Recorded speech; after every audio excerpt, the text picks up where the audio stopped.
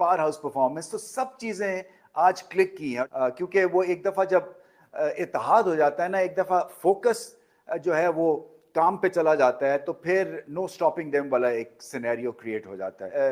बहुत अच्छी बैटिंग, बहुत ही उम्दा स्ट्राइक फोर्स है ये, और एक तरह से हाई बैकलिफ्ट है। अभी और निखार आएगा इनकी बैटिंग में, इसमें कोई शक नहीं है, मगर इंग्रेडिएंट्स हैं टॉप क्वालिटी T20 के टैलेंट के। और वही बात है कि फिर ऐसा नहीं है कि जबरदस्ती शॉट्स मैन्युफैक्चर करते हैं। कई दफा होता है ना कि आपके पास ऑफ साइड की ज्यादा शॉट्स नहीं है या ऑन साइड की ज्यादा शॉट्स नहीं है, सीधी शॉट नहीं ठीक खेलते, हर तरफ खेलते हैं, बेबाकी से खेले हैं, और पिच को सामने रखते हुए इनकी परफेक्ट इनिंग्स थी। जिस तरह की उनकी बैटिंग है, पिच भी उसी हिसाब से उनके लिए साजगार साबित हुई। टेम्परमेंटली स्ट्रांग दिखे हैं, मगर उन्होंने हिम्मत से काम लिया और पीछे मुड़ के नहीं देखा। सो एक तो ये पता चला कि कोई जबरदस्ती शॉट्स नहीं खेलते हैं, एक नेचुरल इंस्टिंक्टिव ये हिटिंग करते हैं और विकेट के चारों तरफ शॉट्स खेलते हैं। और वही बात है कि बड़ी हिट्स लगाते हैं, छक्के लगा सकते हैं, और हमें पता है कि T20 में जो है अगर आप छक्का मास्टर हैं तो फिर जो है वो स्काई इज द लिमिट। कसम से कसम खानी पड़ रही है, कसम खानी पड़ रही है। मेरे रोंगटे खड़े हो गए थे यार, मेरे रोंगटे। मैंने अपनी जिंदगी में ऐसी इनिंग नहीं देखी भाई। यार आपने 100 रन की इनिंग देखी होगी, आप लोगों ने 150 रन की इनिंग देखी होगी, आप लोगों ने 200 रन की प्लेयर्स की इनिंग देखी है। यार ऐसी इनिंग मुझे नहीं लगता क्रिकेट की हिस्ट्री में कभी इस किस्म की इनिंग खेली गई होगी, क्रिकेट की हिस्ट्री में नहीं हुई। मैं कसम से आप लोगों से बात कर रहा हूं, मेरे रोंगटे खड़े हो गए। यार क्या छक्के मार रहा था यार वो। मेरी गेम वो नहीं है, वो इम्प्रूव कर रहा है। वो T20 का भी अच्छा बैट्समैन बन चुका है, वो टेस्ट का पहले ही नंबर 1 है, वनडे का नंबर 1 है, T20 का नंबर 1 बैट्समैन है। तो और क्या चाहते हो यार, बस थोड़ा स्ट्राइक रेट का मसला वो बेहतर कर ले, वो उस पर काम कर रहा है।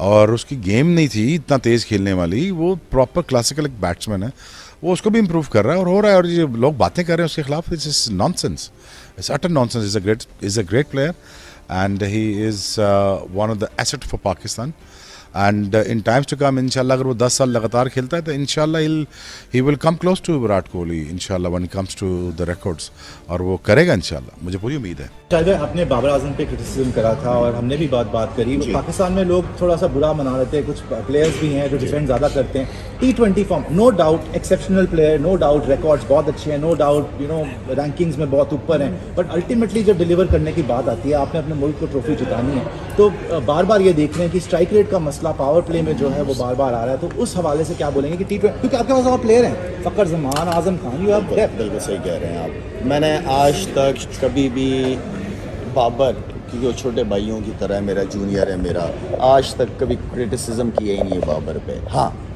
जो सही बात है वो मैं चाहता हूँ कि बाबर आजम माशाल्लाह से वैसी नंबर 1 बैट्समैन है, लेकिन T20 के अंदर आपको स्ट्राइक रेट बेहतर करना पड़ता है।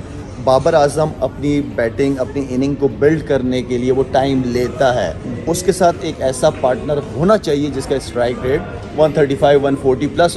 पावर प्ले इंपॉर्टेंट होता है, आपने फ़ायदा उठाना होता है, तो हमेशा उस पर बात की है।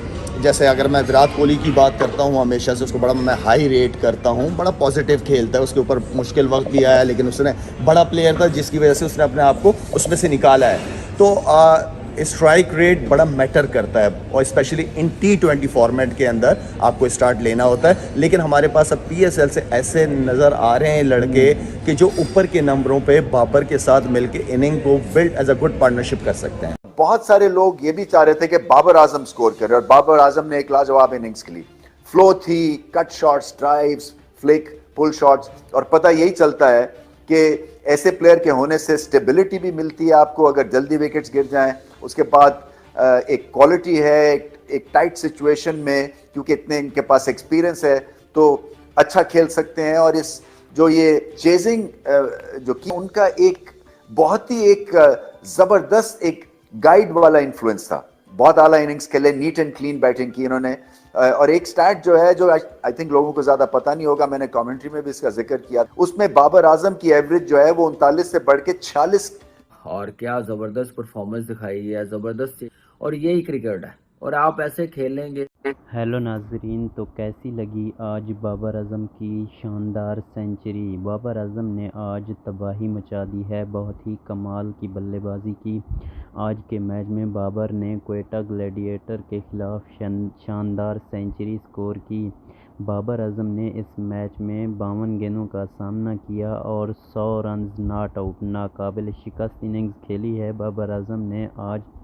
और बाबर आजम ने इस मैच में 4 चौके लगाए और 6 बुलंदोबाला छक्के लगाने में भी कामयाब रहे बाबर आजम क्वेटा ग्लैडिएटर के खिलाफ। और बाबर आजम का जो स्ट्राइक रेट के बारे में बात करते थे कि बाबर आजम का स्ट्राइक रेट जो है वो बहुत ही लो है।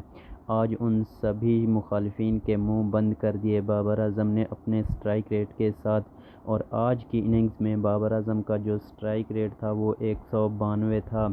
शानदार सेंचुरी और 256 पूरी टीम ने बनाए।